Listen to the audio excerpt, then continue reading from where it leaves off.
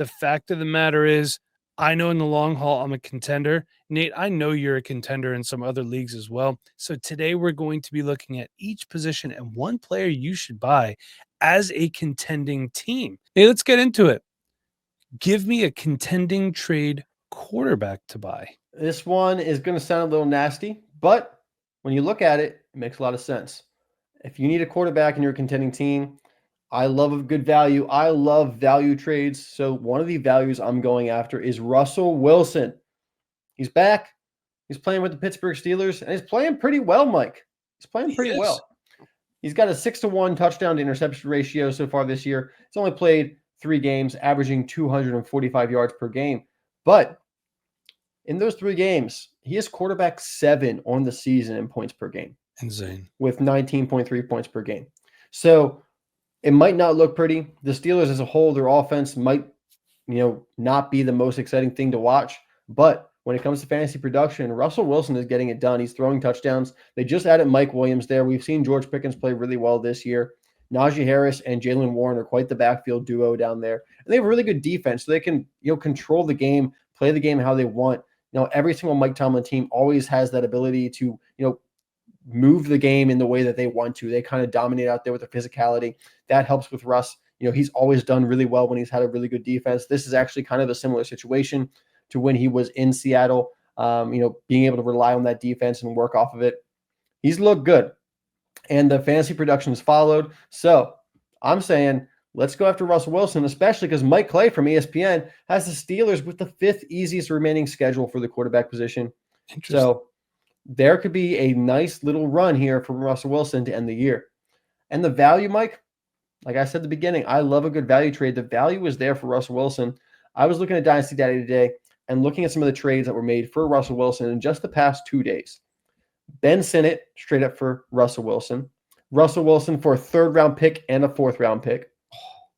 Russell Wilson for Chris Godwin, who is now on IR, of course. Yeah, I like all these moves. It's not going to cost you a lot to go fill your quarterback 2 position, maybe even your quarterback 3 position with Russell Wilson. I know in a couple leagues, more than a couple leagues, I have Lamar Jackson. He's got that week 14 bye. If you haven't, I think I have another league where I have 2 week 14 buys. So, even if you have 2 good quarterbacks already, for these prices, grabbing Russell Wilson as your quarterback 3 could really solidify that position for you to the end of the season. I like this. And look, we like Ben Sinnott, but you could find another Ben Sinnott in this year's class. There's going to be some good tight ends coming in. A 3rd and a 4th, no brainer. By all means, take those 2 draft picks. And Chris Godwin, look, we're competing. We want to win right now. Chris Godwin's not going to help us do that anymore this year.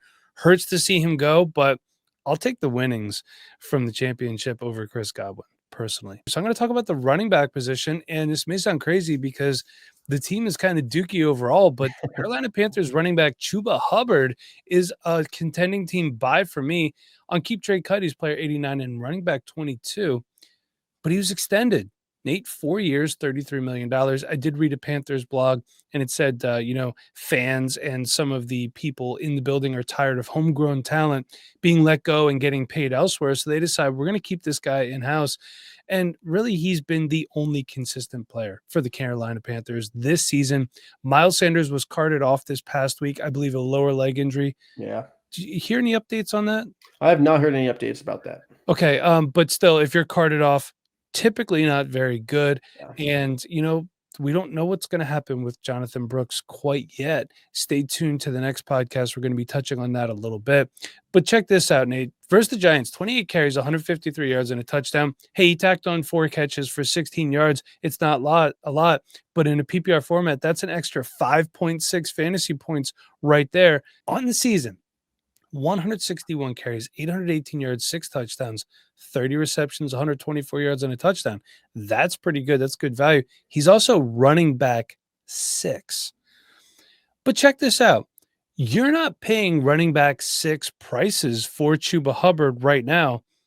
These are trades made within the last 2 days that I found, courtesy of my friends over at Fantasy Calc. Braylon Allen and a 25-second. Love it. Breece Hall's there.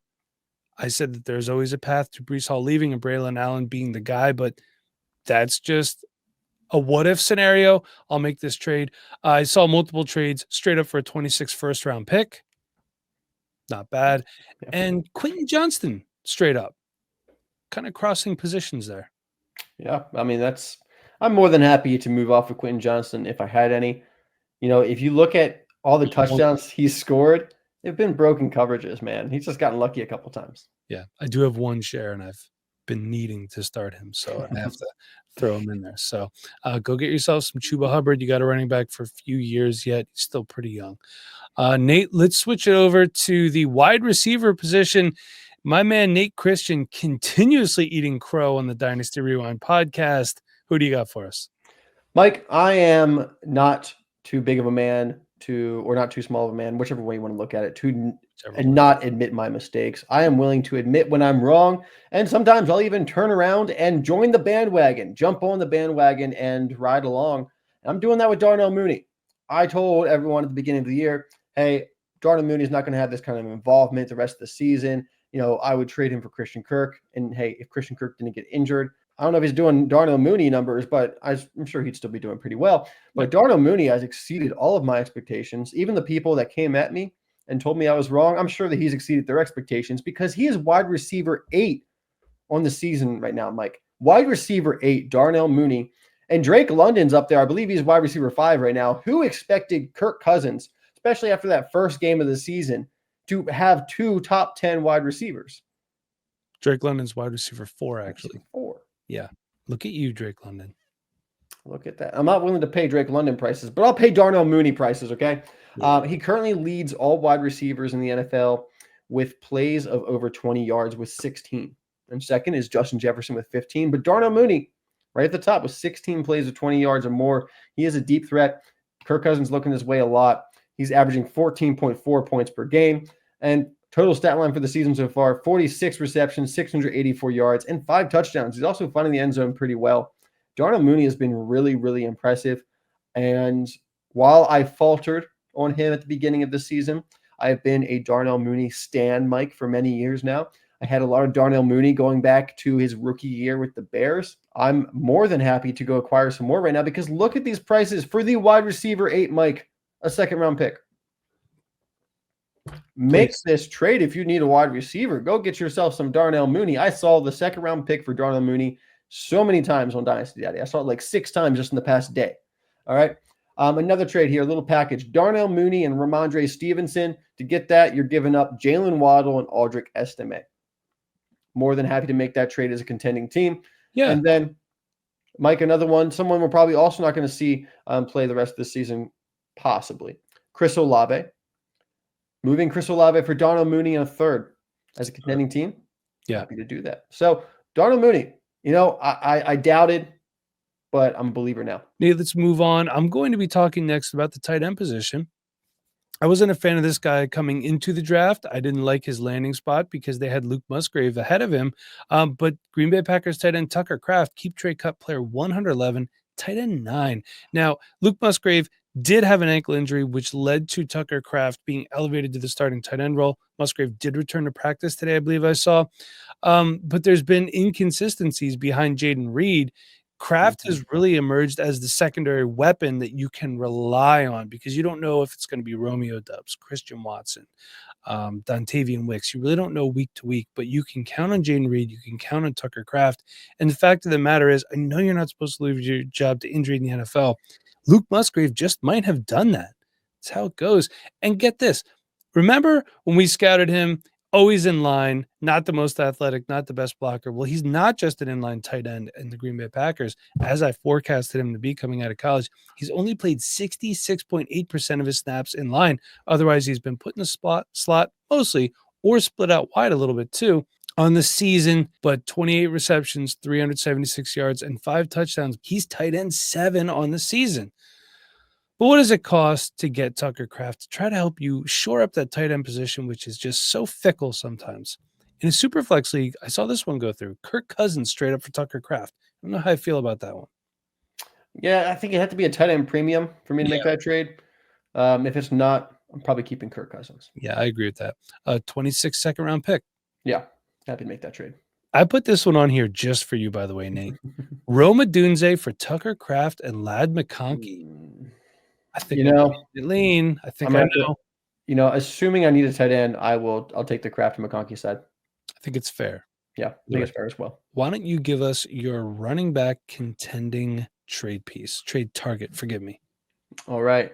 We continue to come around on this show, Mike, and believe in players that we didn't believe in originally. Like you said, we don't have take a lock around here. I was not a big fan of Rhamondre Stevenson when he came out of college, but over the past couple of years, he has been very productive and he got paid this offseason. So my contending buy at the running back position is Rhamondre Stevenson. There was a lot of running backs that were in contention for this pick. James Conner, I think, is also a really good buy, but he's a bit more expensive right now. It seems, than Rhamondre Stevenson, rightfully so. He's, I believe, RB5 or RB6 from the season. He's been playing really well. But Rhamondre Stevenson has been playing really well and is a little bit under the radar. So he gives me that value that I'm looking for as contending team. Well, I don't have to move my first round pick. I don't have to move a second, plus a ton of other assets possibly. So Rhamondre Stevenson, he's on this improving offense with Drake May. I've been impressed when I've watched Drake May. Mike, if you've gotten to watch any Drake May, I'm assuming you probably have been a little impressed by him as well, considering what we saw with Jacoby Brissett when he was quarterbacking there. Yeah. So, wheels up for this offense, not maybe this week or next week, but moving forward. But either way, Rhamondre Stevenson is getting a lot of the valuable touches in this offense. He continues to get the receiving work that has been so special and important for him so far in his career. That's really helped him be so productive in fantasy football. He's also under contract now until 2028. Now, realistically, it's probably until 2026 through the 2026 season. After the 2026 season, the Patriots are able to cut him without any dead cap.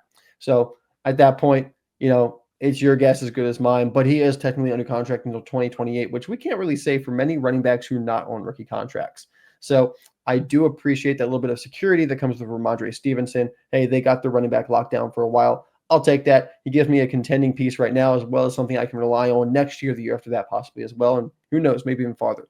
So production-wise, this guy has been able to have some big games. He's finished as a top 12 running back in 4 out of his 8 games so far this season. So 50% of his games, he's finished as a top 12 RB. You want to get a piece of that on your team, especially now with Drake May and that offense improving. Like I said, doesn't cost a lot. Second round pick for Rhamondre Stevenson. Make that trade. Yeah. JMO, Calvin Ridley, one of those wide receivers for Rhamondre Stevenson. More than happy to make that trade. You're probably not starting either one of those in your lineup if you're a contending team.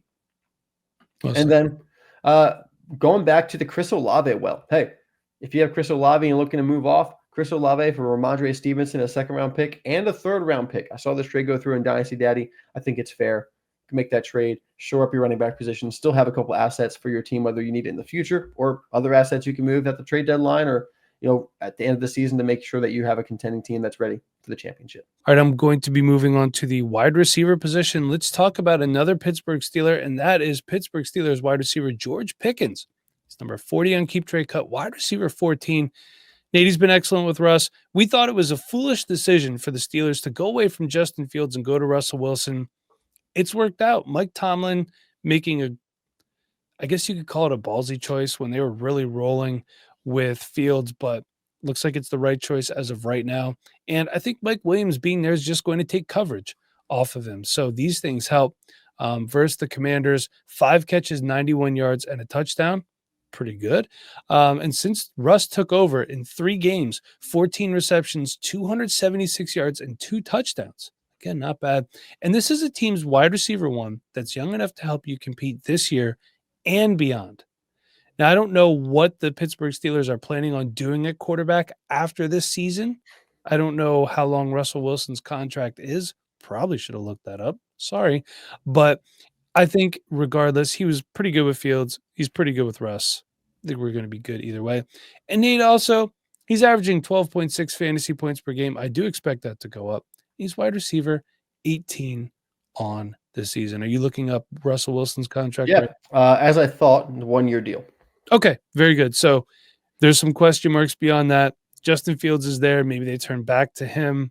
Who knows what's going to happen? Both these guys are free agents after the season, so the Steelers are going to have a choice to make. All right, well, it's going to be interesting to see what they do. But what does it cost to get George Pickens? The age-old question. We got a trade here. Trevor Lawrence for George Pickens and Bryce Young. By the way, this trade was made 2 days ago. Oh, Mike, I personally have a lot of Bryce Young, so it's hard for me to acquire more. Yeah.